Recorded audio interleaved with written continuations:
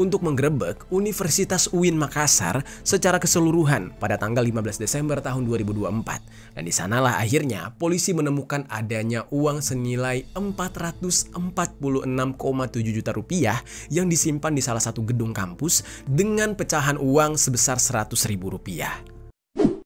Yo geng, tekan tombol subscribe geng. Halo geng, welcome back to Kamar Jerry.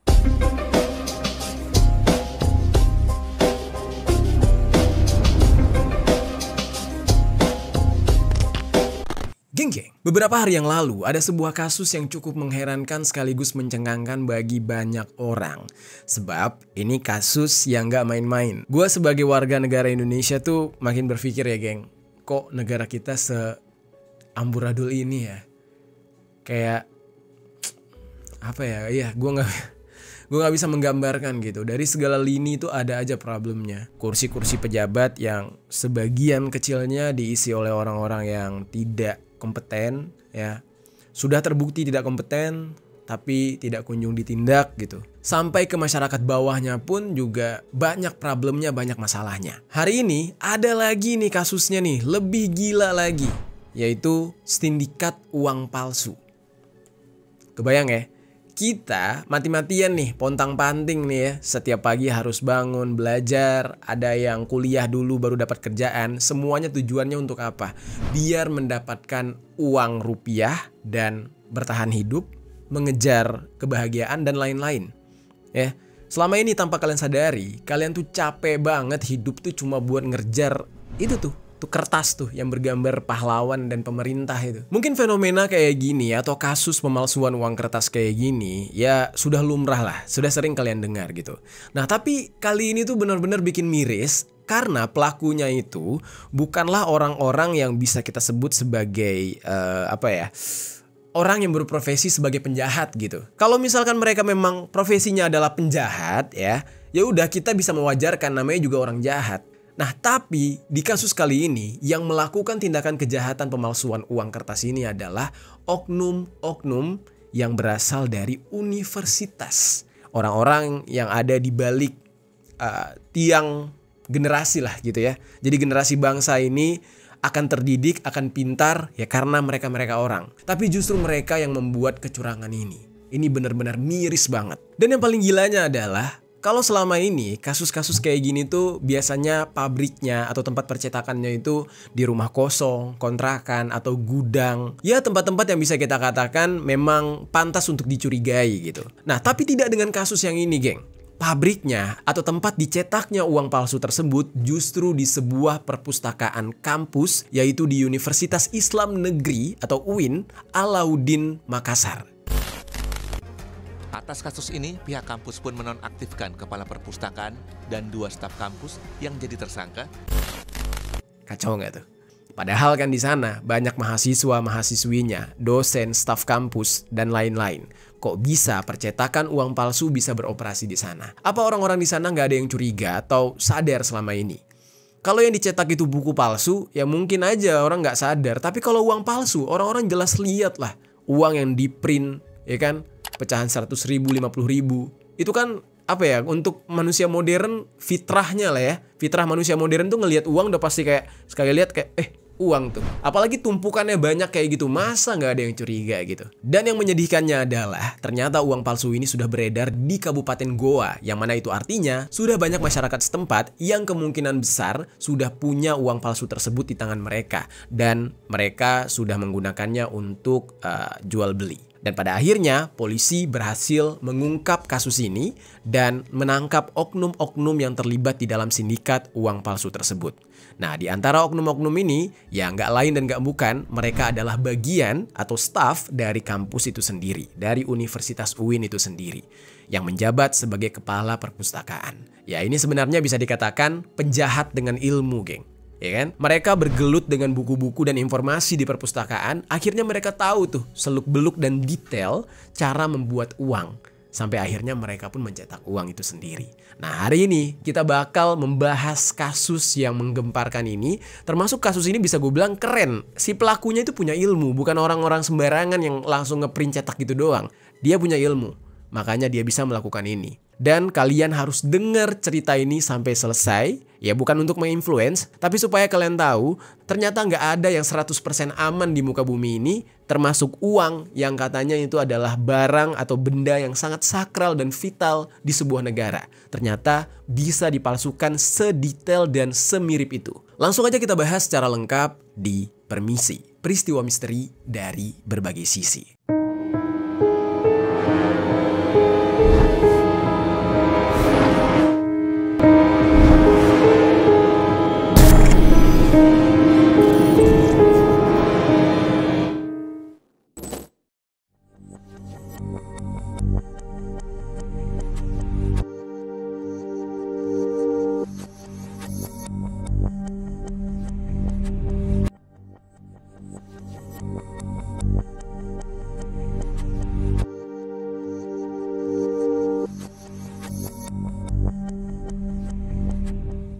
Oke, kita masuk dulu ke dalam kronologi kejadian awal mula terungkapnya percetakan uang palsu ini.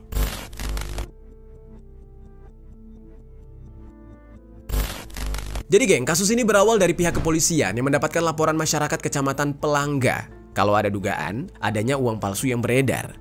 Nah, laporan tersebut kemudian ditindaklanjuti hingga pada akhirnya pihak kepolisian berhasil menangkap seseorang yang bernama Mubin yang diduga mengedarkan uang palsu ini senilai Rp500.000 pada awal bulan Desember tahun 2024 di Kecamatan Palangga, Kabupaten Goa. Yang menjadi pertanyaannya nih geng, apakah penyebaran uang ini ya oleh si orang yang bernama Mubin ini murni ketahuan gara-gara uangnya itu berbeda dengan uang yang asli, atau justru ada cepunya? Paham gak maksudnya? Kayak misalkan nih, sebenarnya Mubin ini punya teman, terus temennya ini udah tahu itu uang palsu.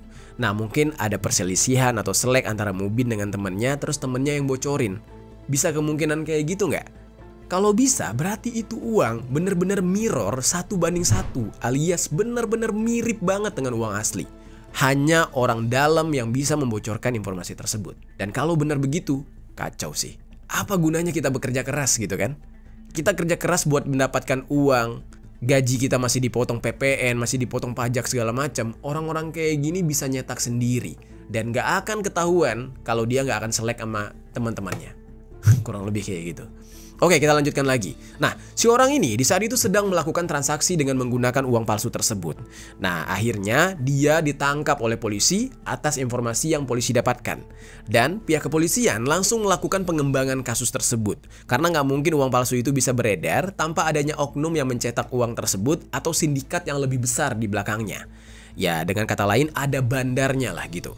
Sampai pada akhirnya, singkat cerita nih ya, polisi kemudian mendapatkan informasi mengenai dugaan kalau uang palsu tersebut dicetak di UIN, salah satu universitas yang ada di Makassar, yaitu UIN Alauddin Makassar. Dari informasi yang didapatkan tersebut, pihak kepolisian memutuskan untuk menggerebek Universitas UIN Makassar secara keseluruhan pada tanggal 15 Desember tahun 2024. Dan di sanalah akhirnya polisi menemukan adanya uang senilai Rp446,7 juta yang disimpan di salah satu gedung kampus dengan pecahan uang sebesar Rp100.000. Dan uang palsu pecahan Rp100.000 sebanyak Rp446.700.000. Wah, gimana tuh kalau kalian yang ngelihat langsung tuh geng, uang numpuk kayak gitu? Apa kalian nggak tertarik gitu? Nah, terus juga polisi menemukan adanya mesin cetak uang palsu di ruang perpustakaan kampus tersebut, yang mana mesin cetak uang palsu itu berada di sebuah ruangan yang kedap suara, sehingga ketika mesin tersebut sedang beroperasi, suara dari mesin itu nggak bakal terdengar sampai keluar ruangan. Mesin cetak tersebut sudah diamankan oleh pihak kepolisian. Dari informasi yang beredar geng, ternyata mesin tersebut dibuat di Cina, namun dibelinya dari Surabaya. Harga dari mesin ini adalah Rp600 juta. Nggak main-main juga harganya ya. Dan masih belum jelas nih geng, bagaimana bisa mesin tersebut sampai akhirnya bisa masuk ke dalam kampus. Tapi kemudian, dari total sebanyak 98 barang bukti yang disita oleh polisi di dalam kasus ini, yang disita itu ada uang dalam bentuk rupiah dengan tahun emisi yang berbeda-beda. Nah, di sana ada uang tahun 2016 sebanyak 4.554 lembar dengan pecahan Rp100.000 dan uang tahun 1999 sebanyak 6 lembar dengan pecahan Rp100.000. Kemudian, ada juga 234 lembar pecahan Rp100.000 yang belum dipotong-potong, ya masih dalam bentuk perinan, satu frame gitu, sehingga masih belum masuk ke dalam tumpukan uang yang sudah dipotong-potong. Nah, selain uang palsu dengan mata uang rupiah, polisi juga menemukan ratusan lembar mata uang won, yaitu mata uang negara Korea Selatan, dan mata uang dong, yaitu mata uang negara Vietnam. Untuk mata uang won, itu ada sebanyak 1 lembar dengan nilai 5.000 won, sementara untuk dong, itu sebanyak 111 lembar senilai 500 dong. Lalu ada juga surat berharga negara atau SBN senilai 700 triliun rupiah dan 1 sertifikat deposit Bank Indonesia atau Bank BI senilai 45 triliun rupiah yang ikut disita oleh polisi. Gila, geng, ini nggak main-main, geng.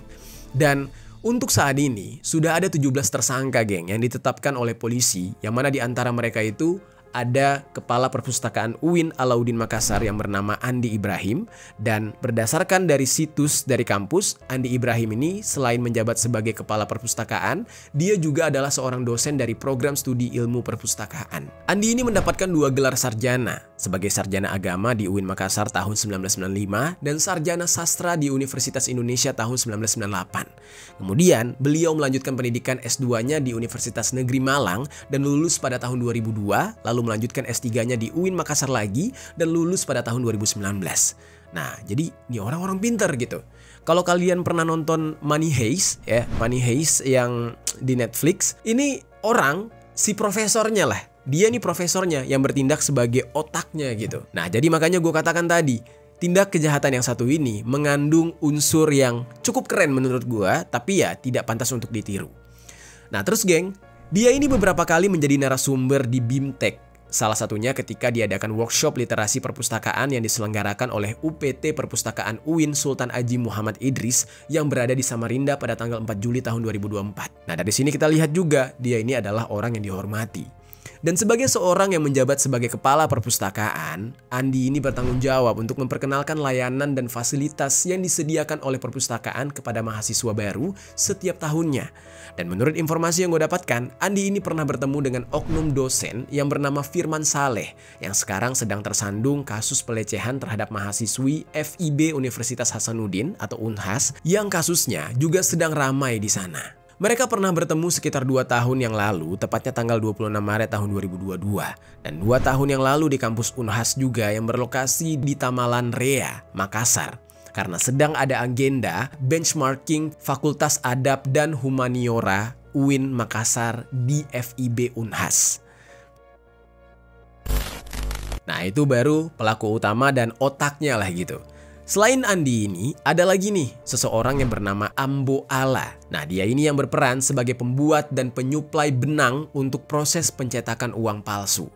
Dalam menjalankan aksinya tersebut, Ambo Ala ini mengaku diberikan imbalan sebesar 3 juta rupiah oleh Andi. Dan ditangkapnya Ambo Ala ini merupakan hasil koordinasi antara Polres Wajo dengan Polres Goa. Dan peran Ambo Ala ini dikatakan sangat penting, geng, karena dia yang mencetak garis benang di tengah uang kertas. Nah, tanpa dia ya uang kertasnya nggak akan kelihatan asli. Nah, keberadaan benang ini bisa membuat uang palsu itu terlihat benar-benar ya mirip banget lah sama asli karena sama-sama memiliki hologram. Dan ada 15 orang lain lagi yang bisa kalian lihat di daftar yang gue kasih ini. Yang mana mereka ini semua terlibat di dalam kasus tersebut. Aksi yang mereka lakukan ini ternyata sudah berlangsung cukup lama, geng. Dari tahun 2010. Hanya saja sempat nih mereka berhenti di tahun 2014 dan baru dijalankan kembali tahun 2022 sampai 2024 ini. Jadi kebayang ya berapa ratus juta, nggak juta sih, tapi miliaran ya. Sampai bahkan tadi kan ada triliunan aset gitu yang sudah mereka cetak tapi semuanya palsu dan terlihat asli. Kamera lu santai aja, terlalu ke depan zoom aja.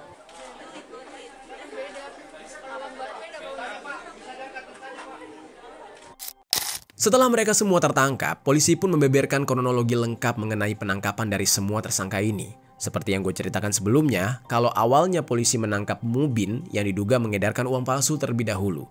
Kemudian setelah pemeriksaan yang dilakukan kepada Mubin, barulah diketahui kalau Mubin ini baru melakukan transaksi uang palsu dengan Andi Ibrahim di sekitar wilayah Goa dan juga Makassar dengan perbandingan 1 uang asli ditukar dengan 2 uang palsu. Jadi 100.000 rupiah asli dihargai dengan 200.000 rupiah palsu. Uang palsu dari Andi Ibrahim ini juga didapatkan dari Syahruna. Yang mana Andi Ibrahim bisa mengenal Syahruna ini melalui seorang tersangka lain yang saat ini masih DPO. Yang namanya itu adalah Anar Salahuddin Sampetoding. Yang mana dia ini menghilang secara tiba-tiba setelah mengetahui kalau sindikatnya dia ini mulai tertangkap. Terus geng, uang palsu tersebut dicetak sendiri oleh Syahruna di rumahnya yang berada di Jalan Sanu, Makassar.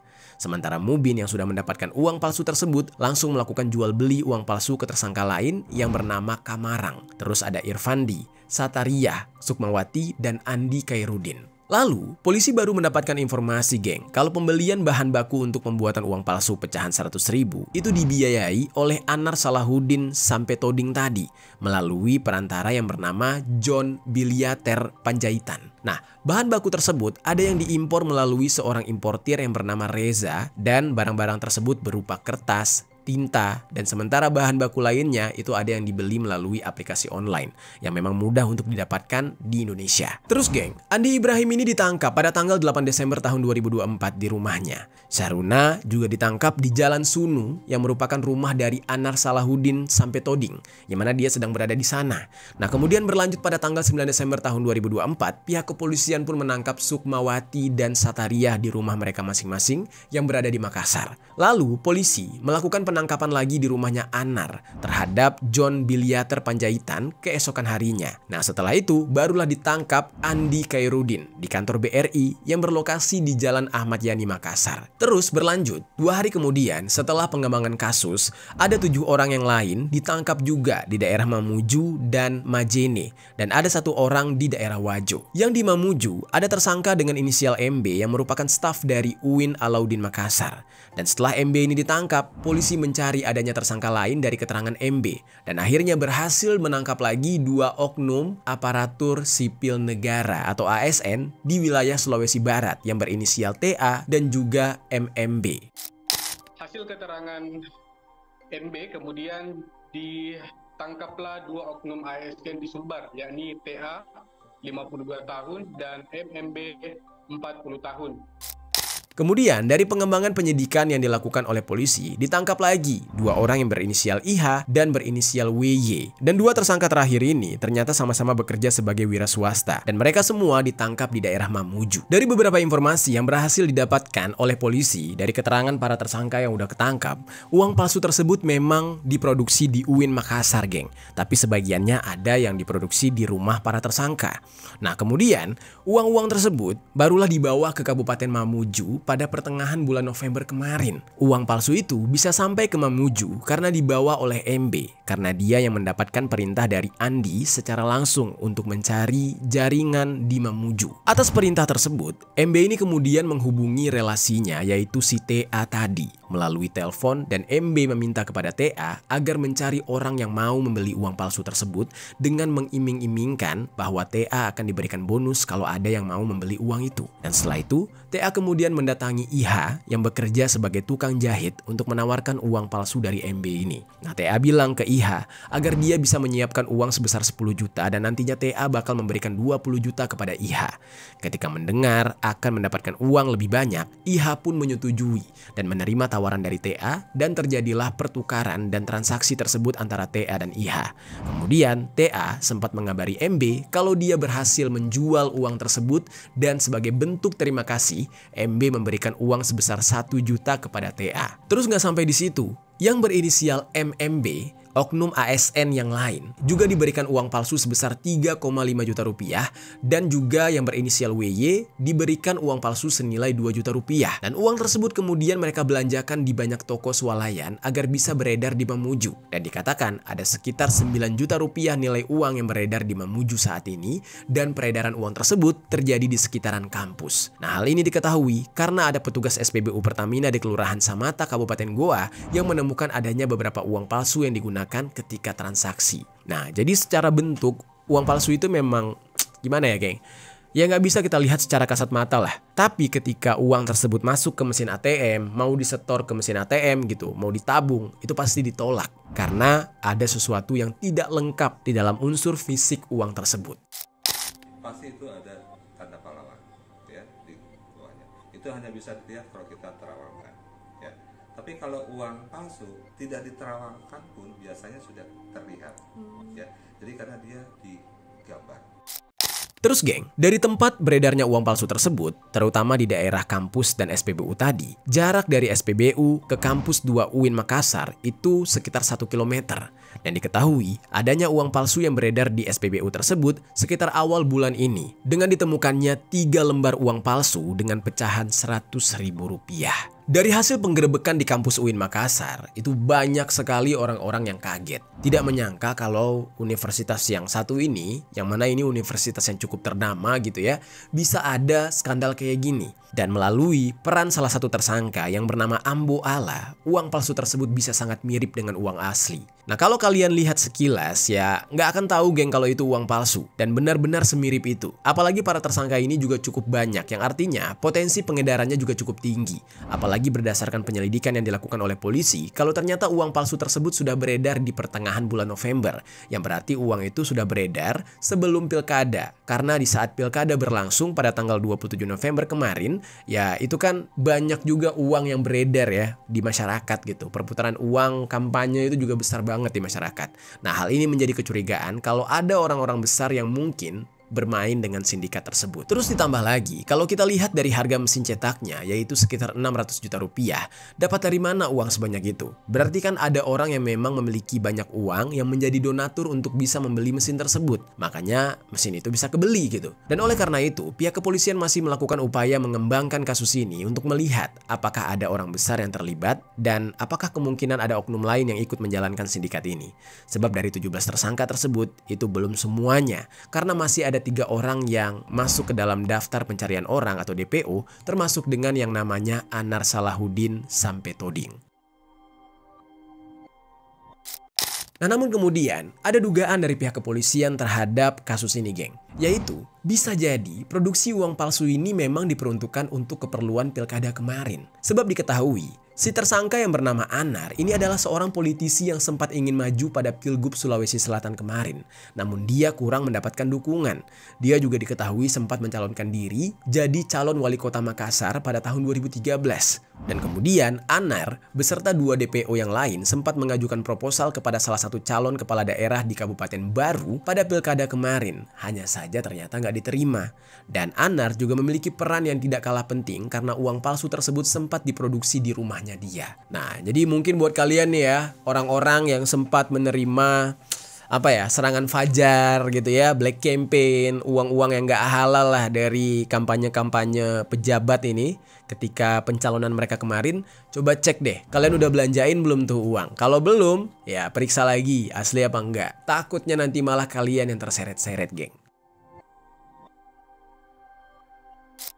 Nah, terus geng, sementara itu, para tersangka yang sudah tertangkap itu akan dikenakan pasal 36 ayat 1, 2, dan 3 dan pasal 37 ayat 1 dan 2 Undang-Undang Nomor 7 Tahun 2011 tentang mata uang dengan ancaman pidana penjara minimal 10 tahun dan paling lama seumur hidup. Nah, karena pelaku dan mesin cetaknya ini berada di dalam kampus UIN Makassar, ya gua bakal membahas sedikit nih geng mengenai tanggapan dari pihak kampus serta tanggapan dari pihak Bank Indonesia terhadap kasus ini. Kita bahas.